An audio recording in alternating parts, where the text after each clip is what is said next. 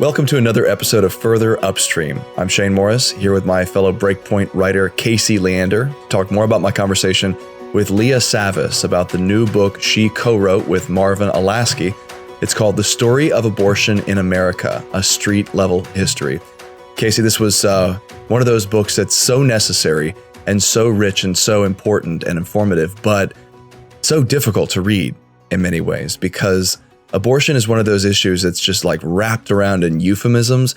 And I feel like sometimes even pro-lifers get comfortable with just using the euphemisms to insulate ourselves from the reality of what we're talking about. But this book was journalistic. It was written in language a sixth grader can understand, as most newspapers are. And so the accounts were very raw and vivid. And the descriptions of, the brutal, harrowing history of abortion was just, it was tough to read. I definitely found myself putting it down and just looking in the distance at points and going, God help us. Who are we? It's so interesting, Shane, because I don't know that history. I've studied some history, but I think most people don't know that history. I was even curious. It's like, without reading the book in the course of a podcast episode, I almost just wanted more and more stories and more context, to really understand what abortion was like. Because I think post 1970s, I have a good grasp of that. But historically, I'm in the dark. Was there something that stood out to you, like a trend, and I know we're going to get to some of that, but what did you learn from this book? And I'd love to hear even more detail. Well, one of the things that you learn is that abortion was this just very desperate thing that women used to get pressured into. And this is back during the, even before the Civil War. You've got abortion as a fairly well-known, but definitely under the rug sort of thing that happens especially in urban centers. So there'll be these people that everyone knows, like Madam such and such, who's an abortionist. And a lot of them were women back then. This is the odd part. They started off as midwives, and they realized they could make a better living killing babies than delivering them. And so they just kind of went into business like this, right? But the grisly and dangerous nature of it, the fact that like 1 in 3, or even like half of the women who were going to get these things in the pre-antiseptic era were dying. They were getting like perforated uteruses and dying of horrible deaths of infection and so forth. And the practitioners, whatever you want to call them, the butchers, would just dispose of the bodies in the most CSI ways that you can imagine. I mean, it was very brutal. And so it's something that not a lot of people did just by virtue of that fact. It was nowhere near the scale of what we're talking about, in the 60s and 70s. And so that was one thing that I guess stood out to me, is it's so brutal that the demand for abortion is sort of curbed by that. I think it's also curbed by the structure of the society. The need for abortion is much less when you've got one thing I mentioned was the shame aspect, where men get pressured into taking responsibility unless they just outright run in sort of isolated context in urban environments.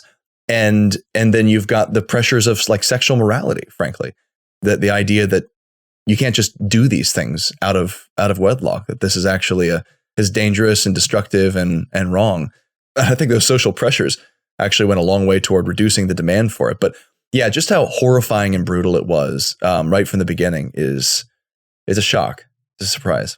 Throughout your conversation, I could sort of feel the weight of the dominant sort of Planned Parenthood narrative, which is that we don't want to return to a day of back alley coat hanger abortions. There's almost an acknowledgement on their part of how brutal and barbaric this practice was and still is. And obviously, we're going to diverge on the most important part, which is this an unborn life that's being killed? And if it is, then it falls on us to sort of tell the truth about that process.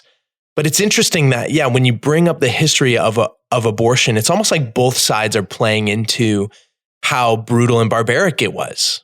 Well, I think it emphasizes exactly what it is. And this is a point that Marvin in particular just comes back to again and again, that when we speak of abortion being safe, that's a misnomer.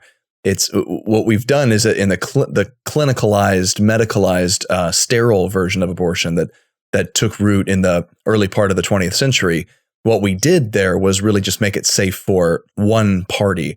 It became more deadly on a historic scale for the other person involved, which is the unborn child, that person always dies or almost always dies in the course of an attempted abortion. So that he keeps coming back to that. He refuses to buy into the language or even speak the language of abortion being safe if the woman lives through it, right? It was never that way. So he's walking that line, but you can see exactly how the narrative forms, like the coat hanger abortion narrative that sort of forms it. It needs to be legal in order for it to be safe. Well, on one hand, you're talking about you're begging the question there. The safety of abortion is a misnomer. But on the other hand, is a complexity there. And a case like the Kermit Gosnell incident, which was like back in 2013 or 14, I think. And this Leah covers this in her later chapters. But that incident really showed how legal abortion can actually often give cover to some of the same horrors that the keeping it, illegal and stigmatized supposedly promoted. Because Gosnell was very confused. You watch the footage from his trial, you listen to what he said, his recorded statements. He was confused as to why he was being prosecuted because he didn't see the difference between what he was doing in his clinic and what was legal just down the street at a supposedly higher status Planned Parenthood type clinic that was sterile and supposedly followed all the laws and so forth. Because he was just killing babies and they're just killing babies. He was just the one that women came to late term when they were past the limit and they still wanted to get rid of their kids. And he didn't see any problem with occasionally suffering a casualty among the women that he saw, or keeping the babies in jars, or horrifying things like, or having unsanitary environment. And the reason he was able to thrive for so long, for decades, was that the officials in Philadelphia turned a blind eye because they didn't want to get into abortion politics. They didn't want to threaten the sacred right to choose. So, it goes both ways. For those listeners who aren't familiar with Kermit Gosnell, what's your Cliff Notes version of who he was, what he did, and how long he did it? Yeah, so he ran an abortion clinic in West Philadelphia. It was supposed to be a women's clinic, but basically all it did was abortions. He was a one location doctor. He did have a medical license, but he had just, I guess, fallen out of all sorts of whatever the standards are that you have to, periodically check in with. He hadn't done that. He was running what the grand jury report ended up describing as a house of horrors when officials finally came in. I think it had to be it was at state level that he finally got busted because the city wasn't willing to do anything about it. But it was primarily seeing minority women, and he had killed at least 2 of them through his unsanitary and, just ridiculous practices. But what they found when they went in there was freezers full of like dismembered babies, jars of them. He would do extreme late-term abortions, which were illegal at that time. And he viewed himself as giving, a vital service to these women. And according to the grand jury report, he just said horrifying things. Like one nurse said he pulled a baby out and he would actually stab them in the back of the head after he pulled them out. So it was really infanticide more than anything. And again, he didn't see the difference between that and abortion. And at one point he said he killed one, and then he said, wow, that one was so big he could have walked me to the bus stop. And that one really stuck out of my mind as just a horrifying thing. But anyway, he went to jail for that. And it was a real illustration, I think, of what abortion really is, but also what can happen when officials are so dedicated to preserving it that they refuse to even enforce the laws on the books. It's such a dark and harrowing aspect of society. And I think part of what happens, Shane, for me is that I get numb to what's actually going on. And that's true even at the Colson Center, where we're trying to raise awareness and push for the cause of life, right? We're trying to actually make the case for life as clearly and consistently as we can. And yet I get numb to it. I think I get numb partially because of the scale of abortion. And I know you guys talked about this, like 60 million is a hard number to understand. Absolutely. And I think you put it well. You said abortion is dependent on concealment.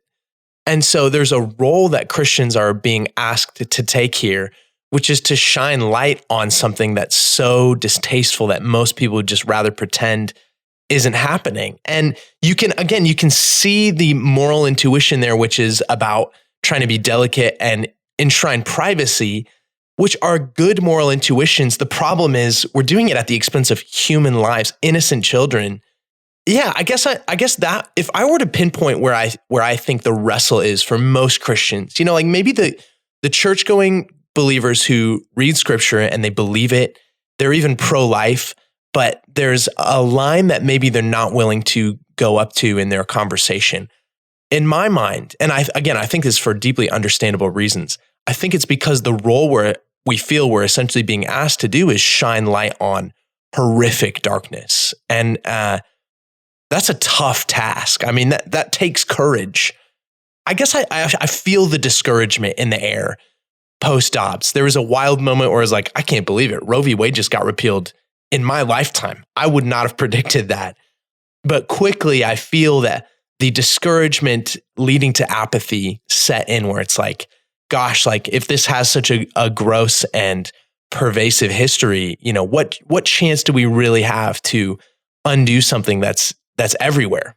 Yeah, that's actually part of the main point of the book. So in his epilogue, Marvin Olasky, and for those who don't know who he is, he was the editor-in-chief of World for a long time. I don't know how many decades, but he's like one of the greatest Christian journalists of our lifetimes. So, but he's been collecting these stories for years and years, and he and Leah got together and just put them together into this comprehensive account. And it really is like comprehensive. It's insane how many how much they drew on. But one of the points he makes in the epilogue is that abortion is a very, very tough nut to crack. So just overturning the Supreme Court precedent that kept, Roe and Kasey, that kept abortion federally protected, only does so much. All that does is remove one of the barriers, the main barrier that allowed courts to just swat down state level legislation whenever it happened, restricting abortion. But the fact is, restrictions on abortion are not a new thing. In fact, it was de facto outlawed, and this is a case that they make in their book. It was de facto outlawed even before any real laws were on the books. In other words, people who sought out abortions were tried frequently, even going back to the Puritan colonial days, for murder, for killing an unborn child. So it was a latent assumption that this is human life. They knew that it's human life. They knew that this was the equivalent of taking the life of anyone around you.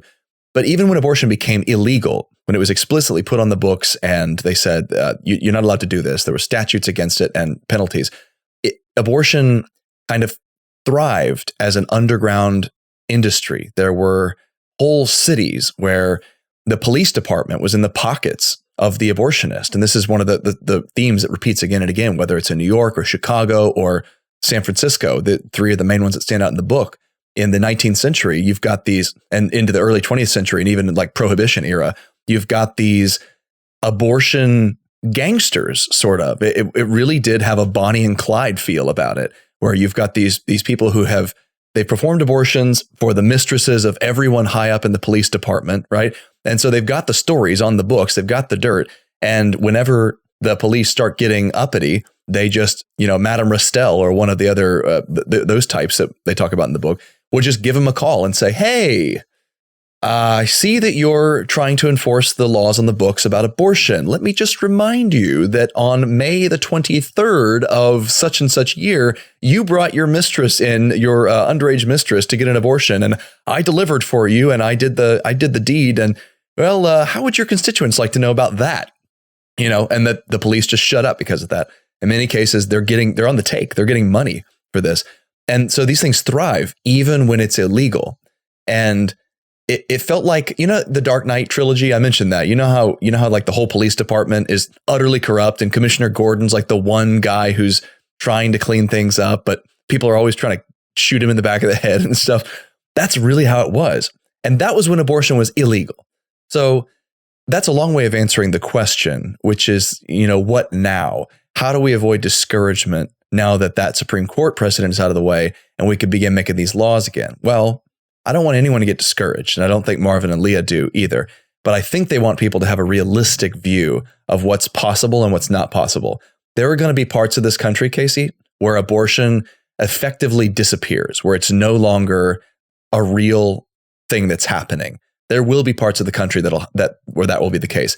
Mostly they will be rural. Mostly they will be kind of right wing. Mostly they will have a large religious population. But there are going to be other parts of the country, mostly blue areas, mostly urban, high minority populations, high poor populations, where abortion is going to be an incredibly tough nut to crack, where even if it is illegal, which probably won't be the case for a long time in many of these cities, it will still thrive. There will still be people willing to break the law and corrupt the law in order to make it happen. And we have the proof because it happened before when abortion was illegal. And so our strategies are going to need to focus on more than just passing laws, certainly more than just winning in the courts. We got that, right? We got a big win there. But we need to work on even more than just passing laws, because I think a lot of pro-lifers have this fantasy that, well, once we get the law passed, once we outlaw abortion, it's done. It's over, right? We fixed the problem. No, we haven't fixed the problem. All we've done is put something on the books. Now we have to enforce it. Passing a law, and you and I are clear on this, as is the rest of our editorial team at the Colson Center. It's like we need good legislation, but passing a law doesn't require us to love our neighbor. And the solution, it seems to me, is that we're going to have to love our neighbor better than we're currently doing. But on that law piece, Shane, I just wanted to ask you this. It's like, as I'm hearing you talk, I'm thinking of prohibition. Like prohibition. And I know you mentioned it's all happening, or some of it's happening during the Prohibition era anyway. But even the grand experiment of prohibition, which I could hear someone want to disagree with the position we would take and say, look, it's a noble idea, but it's essentially like prohibition. We're going to drive this industry back underground. It's going to fuel organized crime, et cetera, et cetera, et cetera. What would you say to someone who wants to take that position and, first of all, write off legislation and write off the role of legislation entirely? Yeah, I guess I would say very simply that prohibiting alcohol is a stupid idea, because I don't think there's anything wrong with moderate consumption of alcohol. So you got to work on changing the culture, right? There's nothing intrinsically wrong with liquor. There is something intrinsically wrong with killing babies. And so regardless of whether the law is fully enforceable, it should be on the books. We should outlaw the killing of babies. Just as I would say that if murder was happening on a large basis, like if the mob was sort of ruling the place, just like in Batman, Harvey Dent never came forward, and I can't believe I'm making a comic book or movie reference, but here it is. He never came forward and was like, well, guys, the anti-murder laws aren't working because the mob has got this place all wrapped up and the Joker is here. So we're just going to repeal those laws because they don't work anyway. No, you enforce them. But the thing is, like, murder on all fronts, not just murder of adults, but murder of children in the womb, is a cultural and spiritual problem as well as a legal problem. So just because you have laws on the books, right, even if your enforcement is perfect, there's still going to be people who are seeking that out, right? And even if they don't succeed, or even if they're successfully prosecuted afterwards and put away, like for practicing abortion, that demand is still there. Why? Well, part of it's because people are evil and sinful, and they want to get rid of the consequences of their actions. But there's a lot more to it than that. Throughout this book, there are stories of men abandoning women, men getting women pregnant and abandoning them, right? Not fulfilling their responsibility to, first of all, control themselves. Second of all, to take responsibility for others who have either come into existence or whose lives have been fundamentally altered because of their actions, right? Male recklessness is a real problem and has been for the history of humankind since the Garden of Eden. And men have to be attached to the women whom they impregnate through social stigma and pressure and marriage. That's just a fact. I mean, Mark Regnerus deals with this in all his work that was just so great, even, summarized in this very effective little video. The fact is that men don't pay any sort of price biologically for having sex. Women pay an enormous price biologically for having sex. Men would like to, on average, there are lots of men, and there always will be until Jesus comes back, who would, all things being equal, like to sleep around and get a bunch of women pregnant and not take responsibility for it. What are we going to do as a society to tame that sort of thing and curb it, right? Well, marriage is the answer in part to that. If you have a culture that's not willing to do that work and just wants to rely on laws, the laws will be useless. The hearts of the people have to be changed. And in failing that, Kasey, the behavior of the people has to be changed. And you can only do so much of that with law enforcement. Right. And even as you're talking about family, Shane, to me, actually, that's a source of optimism in this debate. If, late modern life is showing people one thing, it's that our intuitions about happiness are just way off. We have designed this society that is like perfectly set up for us to each retreat to our individual caves and watch the flickering lights on our TV as much as we want. It really, like, we did it, everybody. Like, we created a world where food is so abundant that our main problem is obesity, at least in the West. And we've created living environments that our ancestors couldn't have dreamed about. We don't have to collect firewood. Our plumbing is indoors. We did it. We have achieved the apex of survival. And yet we're miserable. We, look at our main rising cause of death is self-harm and suicide. It's crisis of despair. We overdose on substances that we take mostly to escape the stress of modern life. What a paradox.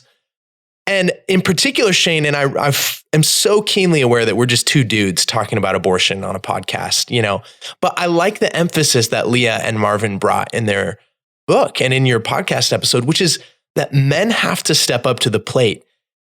Part of the curse is that men are going to dominate and oppress women in a fallen world. And if we're going to look at how to counteract abortion, I think a lot of our efforts need to go towards how do we, exactly what you're saying, how do we counteract the effects of the fall by teaching men to take responsibility? Not only is it a moral imperative, but what I'm getting at with that whole modern life thing is that it actually brings happiness and fulfillment. You're the happiest when you have a purpose for living. And that sometimes comes from having people depend on you. Like, you got to step up to the plate or, they're not taken care of. I mean, I think as a man in particular, there's so many young men who are playing, 10 hours of video games a day and they're miserable. And what I just want to say to them is shake them by the lapel and say, real life is in serving and in giving. And that's a message I need brought home to me, but it's a source of hope and optimism.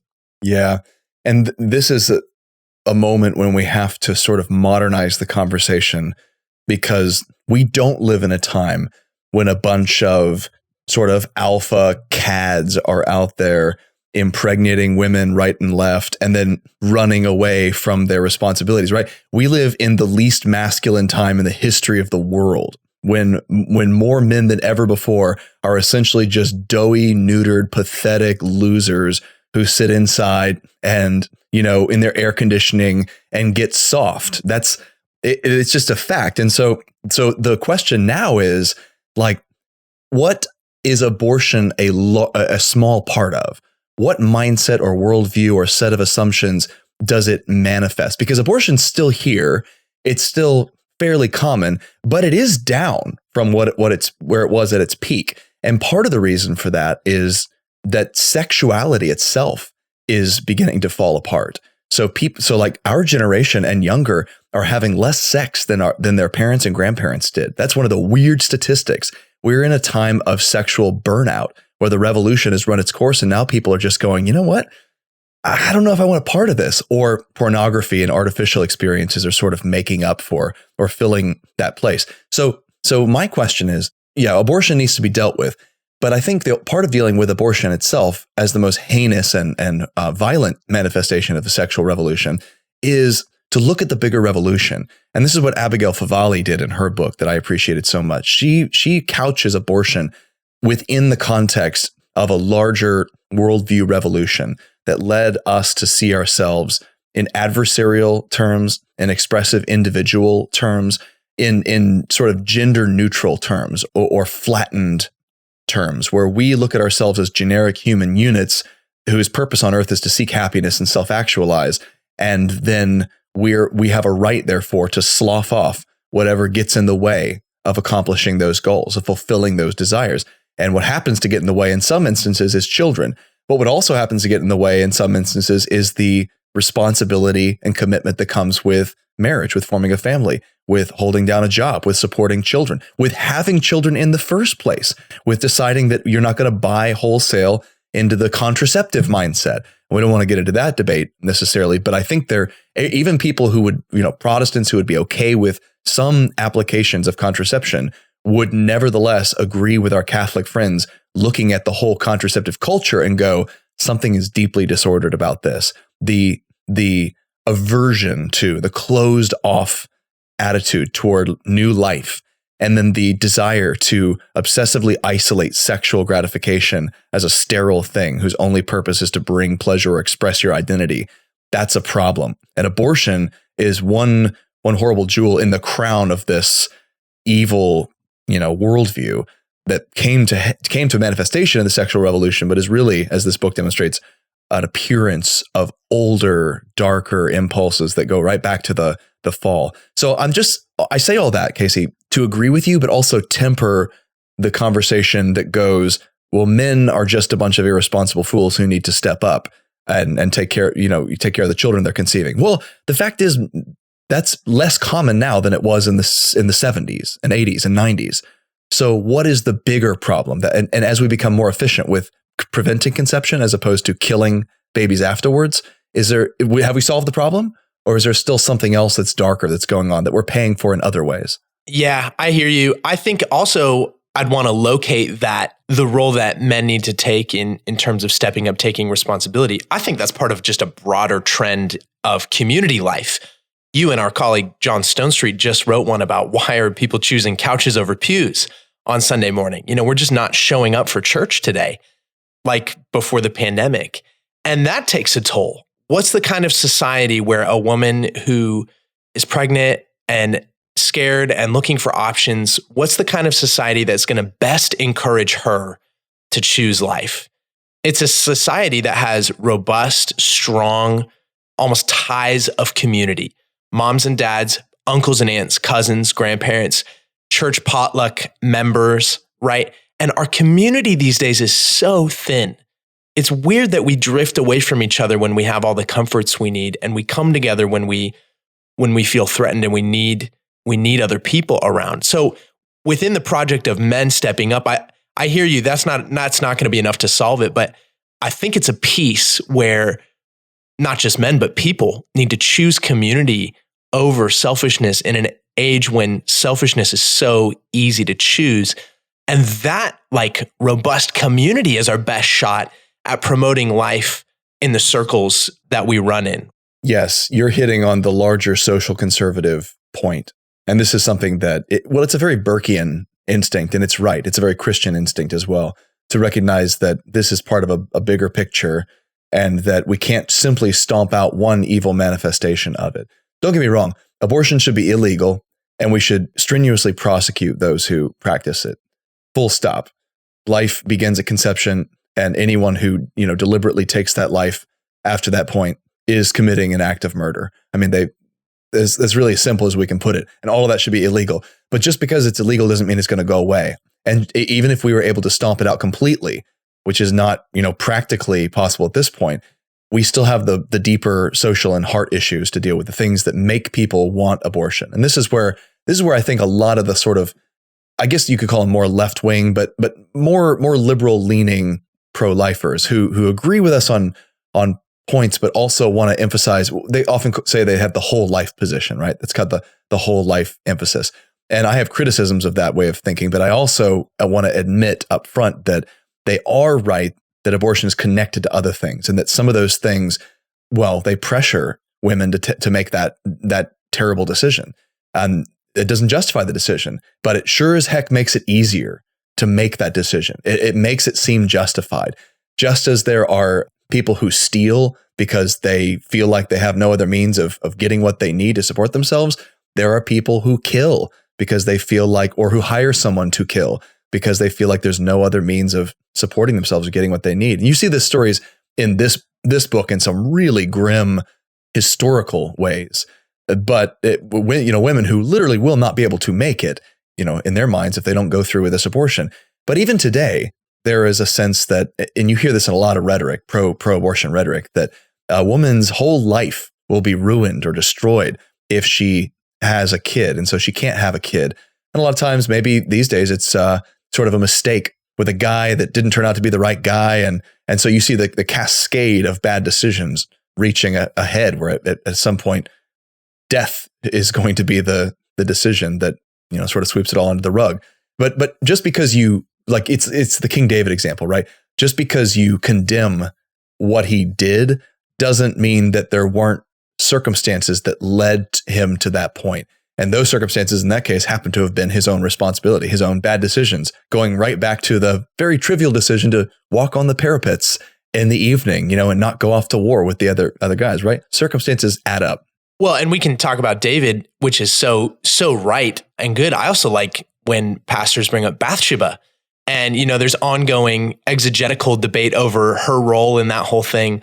But I think one thing that I've heard that's really compelling is, the king summons you to the palace in the ancient Near East. That's not a would you mind coming up? It's like, this is the king and you will die if you say no. So there are power imbalances. And, whenever I hear sort of feminist rhetoric about the patriarchy controlling everything, I'm actually very deeply sympathetic to that, because it seems like even in a world where, third and fourth wave feminism have done their thing, there's just this weird sense in which power imbalance between men and women continues to occur. And I'm sympathetic in the sense that as a Christian, I have a context for that, which is that men and women are created different.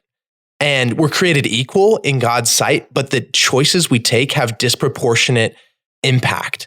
And so for me, that's where I want to shine a spotlight and angle this towards men a little bit and just say, you're not a passive participant in this situation. The pressure on women right now is enormous to provide to have a career, to have kids and be the perfect Instagram mom, and to accomplish all of these cultural dreams. The pressure on men is laughable. Your words about we live in air conditioning, I can't remember what you said, but doughy, I think the word doughy was thrown out there. And, I wince a little bit at that description. It's a little close to home, man. I'm in the air conditioning right now, but it's what are the expectations we have on young men? Who a great example of doing this right is, Shane, is our friend Ryan Baumberger with the Radiance Foundation. He's a speaker for our upcoming Colson's International Conference. Ryan is an amazing dad. He's an amazing adoptive dad. But his story of his parents, Andrea and Henry Baumberger, who adopted 13 kids in a time which also, incidentally, they were discouraged from adopting a racially diverse group of kids. This was in the 1970s. And they said, in fact, social work policy at the time, Ryan has shared, said, do not put a Black child in a white home under any circumstances. Well, that's kind of being recreated, but from the progressive end nowadays, because that's seen as cultural appropriation or stealing someone's kid or something like that. Right. But Andrea and Henry were like, forget that. We're just going to adopt these kids. We love them. And they created life in a situation of so much darkness. And I love Ryan's tagline where he says, I was conceived in rape, but adopted in love. And his life mission now is to make sure that kids realize that they are wanted and desired. And I think about the way he talks about his dad, Henry, which, by all accounts, Henry wasn't a superhero. He was just a normal dad who just chose faithfulness. And the impact that had for Ryan is exponential. There's a call to action here. I guess one of the reasons I'm leaning into the fatherhood side is that, again, we're two guys here. And I think a lot of men hear this debate and go, well, what can we do? And it's everything you do is significant in creating a culture where young women caught in this situation feel like there are enough resources to draw on to where they can choose life. That's the responsibility of everyone. Yeah, it is. And it illustrates too the power dynamic that you're talking about here. The ability to run away from a pregnancy is a power imbalance. It's the fact that, a man biologically has that. And I definitely think that, men have their own desperate struggles, and that part of the struggle is the low expectations, because it just so happens that men need a culture of high expectations in order to thrive. But that's another conversation for another time. The power imbalance that manifests itself in abortion just works all the way down the chain from the strong to the weak. And abortion is so ugly precisely because it's a moment in which the weakest of all is made to pay the price for the bad decisions and abdication of responsibility at higher levels of power. So, and you see that again and again. This is what sin looks like. This is what it looks like when God's design is not followed. There's a reason he created marriage. There's a reason he told one man to bind himself to one woman forever and vice versa. There's a reason that he blessed that union and said it should be a fruitful union, that your wife should be a fruitful vine around your table with all your children rising up and calling her blessed. That children are a blessing from the Lord, like arrows in the hands of a warrior and so forth. The language that he speaks. So why did he make the two one? Because he was seeking godly offspring. I mean, again and again and again throughout Scripture, we get this beautiful language, but It all happens within the context of this radical covenantal commitment that is part of creation. It's not part of redemption. This isn't like a Christian thing exclusively. This is all of mankind. This is all people are called to this. And the reason they're called to us is because it's how we're made. And if we don't behave this way, if we don't live according to this, I'm not saying abortion doesn't happen within marriage. There's a whole other level of brokenness that happens there where responsibility is abdicated and so forth. But the predominant history of abortion has always been women who are not attached, women who don't have anyone to care for them, women whose man has run off, and they are desperate. And that's why it happens. And the weak always pays the price. The weak shouldn't have to pay the price. And they don't have to if we live according to God's design. That's why I'm really persuaded that as we move forward, as we address the complicated, difficult, and at times, always horrifying issue of abortion, it's going to need to be on all levels. It's going to need to be legal, yes, but it's also going to need to be cultural and spiritual and sociological and even economic and things like that. There are all kinds of things that are going to need to fall into place for this thing to be cut off on the demand side, not just on the supply side. Well said. One thing I was so encouraged about is just Leah's perspective on this, as their book suggests, the street level. And I was encouraged that Christians are the ones caring about this. And despite what sort of progressive rhetoric gets lobbed around, I like when she just said, look, if you take pro-lifers up on the resources they're offering you through these crisis pregnancy centers, they're going to be there. There are churches and believers who are eager to step into the gap here. And, by God's power, we need to do more, right? We're not going to eliminate a situation where every story turns out well, but man, I'm encouraged that Christians are doing this and we can do this more. These pregnancy centers are there and they're going to benefit when we step in and help them to the best of our abilities. It's you can change lives. That's a very approachable goal, actually. In your community, there are women who need help and we can help them. And Christians are already doing this. So it's not let's get this car started from zero. It's this is happening. Christians are on the front line. We're fulfilling our God-given role just like we have throughout all of history. And that encourages me to just go do it, right? To just do what I can, whatever small piece of the puzzle I can help contribute, I want to help.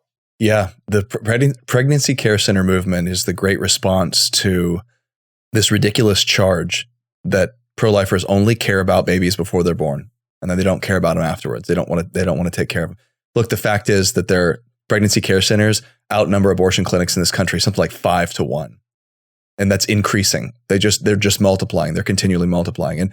And notwithstanding all the slander that gets directed to them, the idea that they're propaganda mills and they lie to women and they try to pressure them and so forth. I'm not saying that the record is pristine and that no one's ever taken an inappropriate strategy at a pregnancy care center.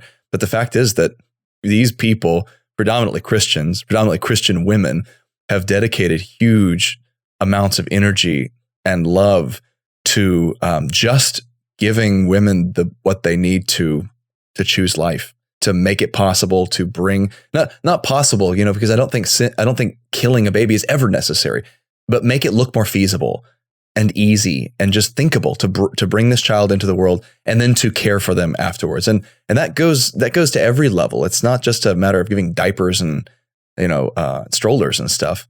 It's a matter of setting someone up in a life that can actually sustain that, or supporting adoption, something like that. We as pro-lifers have, and I include myself in that number, knowing that I have contributed comparatively little to the whole thing. I've just volunteered a little bit here and there, but we as pro-lifers have put our money where our mouths are. We have unquestionably stepped up to the plate, and it is a ridiculous piece of lying propaganda to pretend like we only care about babies before they're born, because it's just not true. The evidence speaks otherwise. Right. You got to do it for the love of the people in front of you. We're not going to turn the whole tide, but we can change individual lives. And that's a beautiful thing. Yeah. And I think that's why it is important to understand the history of abortion, because the fact is the rhetoric of the pro-abortion side that women this is a necessary thing that happens because women fall through the cracks, and this is the only way to save their livelihoods and their careers and their reputations or whatever, that the narrative that women are made desperate and have to do this. that's true on one level. It's true on the level that there are circumstances that make abortion look appealing. And one of the things that we have to do in order to make abortion a thing of the past, or at least to reduce it, is to make those circumstances less real. We have to deal with some of those circumstances that make it seem so necessary to some people's minds to kill a baby. We can deal with this thing on the demand side, not just the supply side. And that I think is something we can actually admit without for a moment compromising our pro-life credentials or our commitment to making it illegal. Right. Yeah, thanks, Kasey. This was a good conversation. I think it's a great book. I think this is it reads eminently easily. This is something like it's a bunch of newspaper reports and the quotations, the stories, the names, the accounts. You will come away from this book much better informed, vastly more aware of what happened in this country, the story of how we got to where we are with abortion. And I think you'll have some predictive powers for what comes next. You'll have perspective that will enable you to see where we're going on the abortion issue. And Lord willing, some direction and hope for how you can personally contribute to the fight for life. So thanks for joining me, Kasey. And I recommend the book highly, folks. Thanks, Shane. Thanks for having me.